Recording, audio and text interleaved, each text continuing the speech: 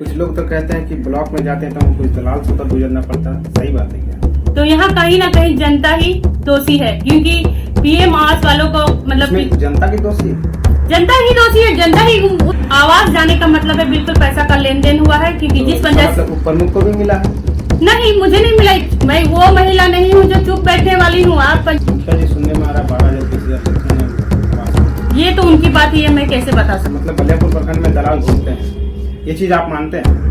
कहीं ना कहीं है, ये बात तो अभी तक मुझे पता नहीं है, लेकिन अगर जनप्रतिनिधि आपको नहीं, चुनाव जब लड़ रहे तो पेपर में आ रहा था जुझारू, ईमानदार, लड़ाकू, वो बस चुनाव तक ही था। देखिए, इसके लिए भी हम लोग एक बार सोच रहे हैं कि आवाज उठाएंगे ताकि जो समस्या है प्रखंड की, उस समस्या का निराकरण हो सके। सिर्फ न्यूज में ही उठेगा कि जमीन में भी आएगी, ताकि सीओ पास जाते हैं तो एडमिनिस्ट्रेशन के लिए उनको पैसा मिलेगा, तो ये जमीन का कोई कागजात के लिए पैसा मिलेगा।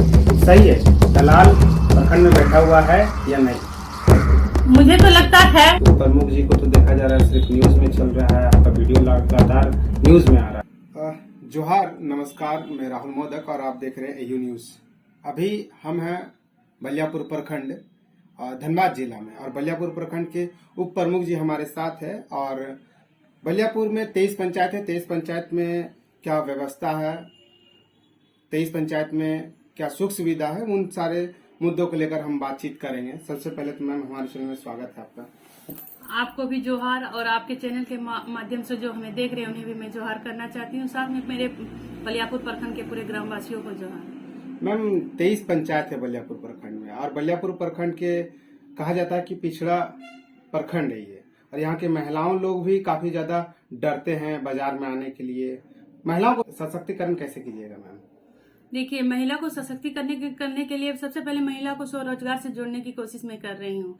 जो भी योजना महिलाओं को लेके प्रखंड स्तर पे आ रही है, मैं सारी योजना को गांव-गांव में जाकर बैठक कर रही हूँ और योजना के बारे में बता रही हूँ। योजना से क्या लाभ होने वाला है उससे मैं मतलब महिला को जागरूक कर रही हूँ, ताकि महिला भी जो स्वरोजगार से जुड़े और आत्मबल के साथ अपने आप को खड़ा रखें। अगर बलियापुर पंचायत की बात करें तो बलियापुर पंचायत में उप स्वास्थ्य केंद्र भी 18 बंद पड़ा हुआ है।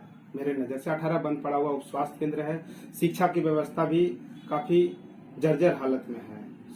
उनका शिक्षा व्यवस्था, अगर स्कूल स्ट्रक्चर देखा जाए तो काफी जर्जर अवस्था में है। पढ़ाई भी सही तरीके से नहीं होता। इसके लेकर कुछ कदम मैडम? देखिए सर, जब से मैं चुनाव जीती हूँ, जीत के बाद में चुनाव के बाद मैं पहला कदम स्वास्थ्य केंद्र पर रखी थी, जहाँ 2 लाख की आबादी निर्भर है, और उनके अनुसार मैं वहाँ डॉक्टरों की कमी थी। जो भी कमियां देखी गई थी उसको मैं मतलब मांग पत्र मुख्यमंत्री को भी दी और उपायुक्त को भी दी हूँ, ताकि लोगों की जनता मतलब जो समस्या है वो दूर हो सके और स्वास्थ्य केंद्र से जो लाभ मिले वो जनता को मिले। इस चीज का मतलब लेकर मैं गई थी और ऐसा हुआ भी जी। और इसके बाद मैं शिक्षा के लेके मैं स्वास्थ्य मतलब विद्यालय का भी भ्रमण की हूँ, जहाँ जैसी समस्या है, कहीं शौचालय को लेकर है, कहीं जैसे देखा जाए टीचर की कमी है, उस चीज को भी मैं रखी हूँ, ताकि मतलब जो शिक्षा की कमी है और शिक्षा की गुणवत्ता के स्तर में जो कमी है उसकी मतलब भरपाई हो। इस सारी बातों को मैंने आगे तक रखा है। मैम अगर यहाँ का बात करें 23 पंचायत की छात्र को लेकर, तो यहाँ पर लगभग जाति आवासी आज जो बनता है यहाँ पर पास नहीं होता है, अटक जाता है बलियापुर प्रखंड में। उसको लेकर क्या कुछ कहेंगे? देखिए, ये सुनने में लगता है कि जाति आवास से नहीं बन रहा, लेकिन जितने लोग मेरे माध्यम से गए हैं मैं सारी समस्याओं का हल की हूँ, और जितने का जैसे जाति आवास से रुका हुआ था मैंने वो पूरा की हूँ। एक शिक्षक से भी बात कर रहे थे, वो कह रहे थे कि हजारों छात्र का भी जाति आवासी पेंडिंग पड़ा हुआ है। देखिए, इसके लिए भी हम लोग एक बार सोच रहे हैं कि आवाज उठाएंगे ताकि जो समस्या है प्रखंड की, उस समस्या का निराकरण हो सके। सिर्फ न्यूज में ही उठेगा कि जमीन में भी आइएगा? नहीं, जमीन पे भी उतरेगा, मतलब सिर्फ न्यूज पे ही नहीं आएगा, हम लोग वो करके दिखाएंगे। और इसके लिए मैं हमेशा ही तत्पर हूँ। जो चीज मतलब नहीं हो रहा उस काम के लिए मैं आगे खड़ी हूँ। उप प्रमुख जी को तो देखा जा रहा है सिर्फ न्यूज में चल रहा है, आपका वीडियो लगातार न्यूज में आ रहा है। जमीन में आंदोलन कीजिएगा। 23 पंचायत में पानी को समस्या है, उस स्वास्थ्य केंद्र में समस्या है, शिक्षा पर समस्या है।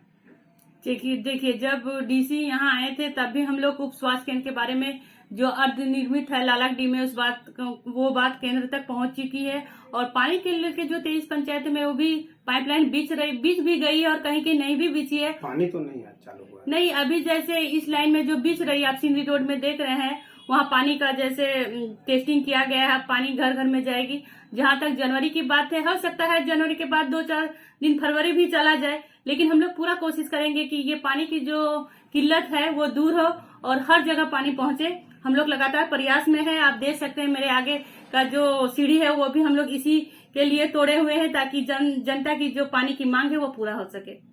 प्रदूषण पर कुछ बोलिएगा मैडम? देखिए, प्रदूषण कर लेके भी है कि यहाँ जैसे बहुत जैसे बिजी रोड हो गया ये रोड, कभी भी आपातकालीन घटना घट सकती है। इसके लिए भी हम लोग चाहेंगे कि रोड को चौड़ीकरण हो और जैसे मतलब अगर आवागमन का दूसरा रास्ता अगर निकलता है तो उसका भी उपाय किया जाए।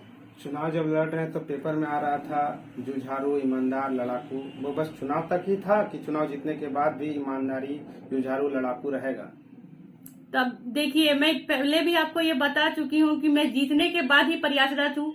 इसके लिए मैं स्वास्थ्य केंद्र के साथ बिजली विभाग के पास भी गई। आपकी मतलब यहाँ पानी नहीं हुआ, वर्षा नहीं हुआ, इसके लिए मैं कृषि विज्ञान केंद्र भी गई। और मतलब शिक्षा की बात कहे तो मैं ये बात मैं आगे भी बोली थी चुनाव के पहले भी, और आज भी ये बात बोल रही कि मैं जब जीती हूँ तब मैं हर विद्यालय का भ्रमण करके जैसे टीचरों की मांग रखी हूँ, जो भी जैसी समस्या उस बात का मतलब रखी हूँ। आपके आवास से लगभग हाफ किलोमीटर भी नहीं होगा, बगल में एक कृषि भवन जो बना हुआ पहले था, चालू था, अभी बंद पड़ा हुआ है, उसको लेकर क्या कुछ कहेंगे? देखिए, उस चीज को भी मैं धीरे धीरे रखूंगी। अभी मैं चुनाव ज्यादा दिन नहीं हुआ है, 6 महीने हुआ। 6 महीने में जो काम मैंने किया है वो सराहनीय है। मैं नहीं, लोग भी ये बात कह रहे हैं। सुखाड़ को लेके जो बात रखनी थी कि सुखाड़ घोषित किया जाए, इस बात को भी मैंने आगे तक रखा है ताकि लोगों को जो राहत मिल सके वो मिले। आप लोग प्रमुख, उप प्रमुख दोनों महिला है, अगर दोनों जमीन पे आकर आंदोलन कीजिएगा तो शायद यहाँ किसानों को लाभ मिलेगा उस फार्म से जो कृषि भवन बना हुआ है। देखिए, मैं तो उतर ही रही हूँ और मैं ये नहीं कह रही कि सिर्फ मैं बोल ही रही हूँ, मैं उस काम को करके भी दिखाई हूँ। कृषि विज्ञान केंद्र में गई भी थी और मैंने ये कहा कि जो रिपोर्ट तैयार हुआ है उसको मतलब सही तरीके से रिपोर्ट को तैयार किया जाए, मतलब यहाँ के किसानों को उस हिसाब से लाभ मिलना चाहिए। जो ऋण है वो माफ किया जाए और ऋण माफी का भी ब्यौरा आप दे सकते हैं कि ब्लॉक में वो चीज आया था। कुछ किसान जो रैयत है यहाँ के बलियापुर प्रखंड का, उन लोगों का कहना रहता है कि सीओ पास जाते हैं तो म्यूटेशन के लिए हम लोग को पैसा मांगा जाता है, ये जमीन का कोई कागजात के लिए पैसा मांगा जाता है, सही है क्या? देखिए, ये बात तो अभी तक मुझे पता नहीं है, लेकिन अगर जनप्रतिनिधि आपको नहीं पता? देखिए, मेरे माध्यम से अगर कोई आ रहे हैं तो मैं तो देख रही हूँ कि मैं काम को कर रही हूँ। उस समय तो सीओ का ऐसा रवैया मुझे देखने को नहीं मिलता है। ये बात लोगों से सुनने को आया है, लेकिन अभी तक मेरे पास ये चीज हम नहीं हुआ है। और मैं अगर ऐसी बात आती है तो वो मेरे पास आए, इस बात को रखा जाएगा कि अगर ये ऐसा मांगते हैं क्या? नहीं, मैं आपको बोल रही हूँ कि ये सब मैं अभी तक नहीं मतलब देखी हूँ। अगर ऐसी बातें आती तो आप मेरे साथ आइए और मैं आपका जो काम है वो मैं करूंगी। कुछ ग्रामीण रैयत जब आते हैं बलियापुर प्रखंड में, जब उन लोग इंटर मारते हैं बलियापुर प्रखंड में, जब घुसते हैं तो काफी ज्यादा डर लगता है, उनका काम सही से बनता नहीं है, पदाधिकारी से सही तरीके से बात नहीं कर पाते, उसको लेकर उप प्रमुख जी क्या कहेंगे? देखिए, मतलब ये तो उनका डर है ना, इस डर को हटाइए। डर नहीं मैम, हम कहना चाहते हैं कि उनका काम सही तरीके से नहीं होता है। देखिए, काम सही है, वहाँ भी आप लोगों की गलती है। देखिए, आप लोग पैसा देके उल्लू वो चीज मतलब आदत करवा दिए हैं। यही चीज अगर सहमत होके एक मतलब हमको नहीं देना है तो नहीं देना है, सभी को नहीं देना है। अब आप कर रहे हैं कि हम पीछे से दे रहे हैं और हमको बोल रहे हैं ईमानदार कीजिए, तो एक आदमी से कभी समाज नहीं सुधरता है। पूरे पब्लिक को आगे आना होगा और पूरे जनता को मेरा साथ देना होगा। इस चीज को भी मैं एक दिन खत्म करके रहूंगी। बलियापुर प्रखंड सुंदर प्रखंड बनेगा, बिल्कुल। आदर्श पंचायत, आदर्श प्रखंड का रूप देने का मैं पूरा कोशिश करूंगी, लेकिन पूरी जनता का मेरा साथ होना चाहिए। और जब भी संगठन या मतलब जरूरत पड़े तो पूरी जनता को मेरे पीछे खड़ा होना होगा, तभी ये संभव हो। नहीं तो एक आदमी कुछ बोलता है ना, एक चना मतलब भाड़ नहीं भोर सकता, बस वही होगा। जनता तो आपको चुनाव जितवा दिए है, तो उसके बाद तो आपको अपना काम कीजिए। जनता का जो परेशानी है वो दूर कब होगा? देखिए, जनता का परेशानी दूर होगा, ऐसा नहीं कि नहीं होगा, लेकिन जहाँ जैसा जरूरत पड़े, अगर हमको महिलाओं की जरूरत पड़ती है, कुछ भी धरना प्रदर्शन हो, जैसा भी काम हो, उसमें मतलब आना होगा। महिला को भी, सभी को आना होगा, क्योंकि एक आदमी कुछ नहीं, भ्रष्टाचार नहीं रोक सकता है, सभी को आना होगा। भले मैं उसका आगे काम करूंगी और मैं कोशिश मेरा पूरा यही रहेगा कि पूरा जैसे भ्रष्टाचार खत्म हो, जो पैसा का लेन देन वो खत्म हो। अब देखा जाए तो अभी पीएम आवास को लेके भी ये आवाज उठ रही है, इसमें कहीं ना कहीं जनता दोषी है। अगर जनता पीछे से पैसा देती है तो ये गलत करती है। अगर पैसा के बिना काम होता है तो पूरा पंचायत में काम होगा और एक अच्छा काम होगा। कुछ लोग तो कहते हैं कि ब्लॉक में जाते हैं तो हमको कुछ दलाल से होकर गुजरना पड़ता है, सही बात है क्या? देखिए, ये बात मुझे भी सुनने को मिला है, लेकिन आप दलाल को माध्यम करके ही काम करते हैं, इसीलिए आपको इस सब चीजों का सामना करना पड़ता है। आप लोग डायरेक्ट हम लोगों के पास आइए, अगर दलाल रहेगा तो वहां तो ऐसा होता ही है। तो आप लोग डायरेक्ट मिलिए, जो पदाधिकारी है उनसे मिलिए, तो शायद ये सब चीज घटनाओं से नहीं गुजरना पड़ेगा। मतलब बलियापुर प्रखंड में दलाल घूमते हैं, ये चीज आप मानते हैं? कहीं ना कहीं है ऐसा, पूरा तो हम नहीं कर सकते, लेकिन कहीं ना कहीं ऐसा देखा बातों को गोल गोल घुमाइए मत, दलाल है या नहीं? देखिए, इस बात को तो हम स्पष्ट नहीं कर सकते हैं ना। देखिए, आप पकड़ते तो आपको समझना चाहिए। अभी तक मेरे पास वैसा कुछ नहीं है, आया है रिपोर्ट, लेकिन जो जनता मेरे पास आती है तो मतलब ये जो पैसा का लेन देन, ये सब चीज का हम लोग निराकरण करते हैं डायरेक्ट, चाहे वो जाति हो चाहे आवास, हम लोग डायरेक्ट बात रखते हैं और डायरेक्ट काम किए भी है। ऐसा नहीं कि सिर्फ आवाज है, आप देख सकते हैं कि जो मेरे पास आया उनका मैं ऐसे ही काम की हूँ। फिर बातों को आप इतनी गोल गोल घुमा रहे हैं मैम, हमको जनता को बताइए, जनता को आपकी आवाज पहुंचनी चाहिए। दलाल प्रखंड में बैठा हुआ है या नहीं? मुझे तो लगता है, स्पष्ट नहीं कर सकती, लेकिन लगता है क्योंकि ये पब्लिक की ही आवाज है और पब्लिक उनको पकड़ भी रही है, तभी ऐसा मतलब काम हो रहा है। अगर डायरेक्ट मेरे पास आए तो मैं तो कहूंगी कि मैं साफ सुथरा काम करती हूँ। अम्बेडकर आवास 23 पंचायत में 12 आवास पास हुआ था, बाकी जो पंचायत है उन लोगों का क्या होगा? देखिए, इस चीज को तो मैंने रखा है कि जो पंचायत में अम्बेडकर आवास नहीं मिला है उनको भी मिलना चाहिए। तो यहाँ कहीं ना कहीं जनता ही दोषी है, क्योंकि पीएम आवास वालों को मतलब जनता की दोषी है, जनता ही दोषी है, जनता ही उसका मतलब ये समर्थन कहीं ना कहीं पैसा कहीं एक पंचायत में पूरा 15 आवास चला गया, इसका क्या मतलब है?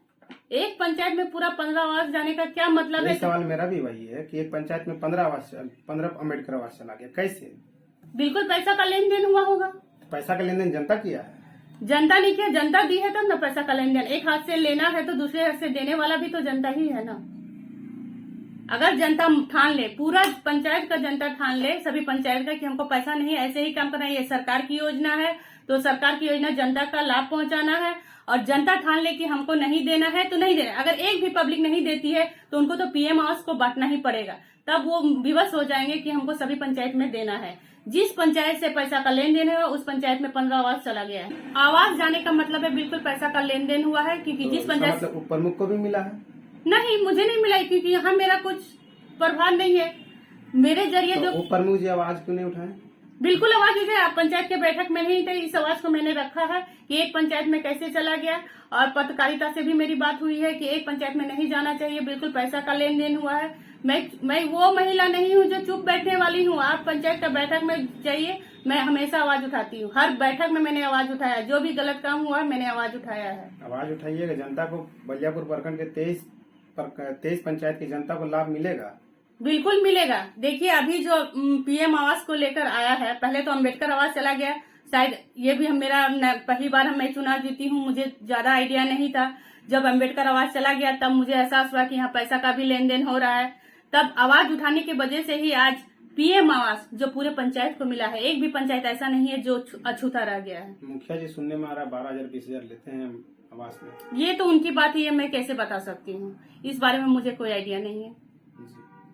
तो ये थे बलियापुर के उप प्रमुख जी, जो लगातार संघर्ष कर रही है और हर दिन संघर्ष करते रहती है। बलियापुर प्रखंड में हर दिन जब भी बैठक होता है, पंचायत समिति का जब भी बैठक होता है, तो हर दिन अपने आवाज को बुलंद तरीके से रखती है, चाहे वो शिक्षा का बात हो, चाहे अस्पताल का बात हो, चाहे वहाँ कोई सड़क का बात हो या पानी का बात हो, हमेशा अपने बात को मुखरता तरीके से रखती है। और हमारे जो उप प्रमुख जी है उनको बहुत बहुत धन्यवाद देते हैं। हमारे जो बलियापुर प्रखंड है वो और सुंदर हो, आदर्श प्रखंड बने। बहुत बहुत धन्यवाद।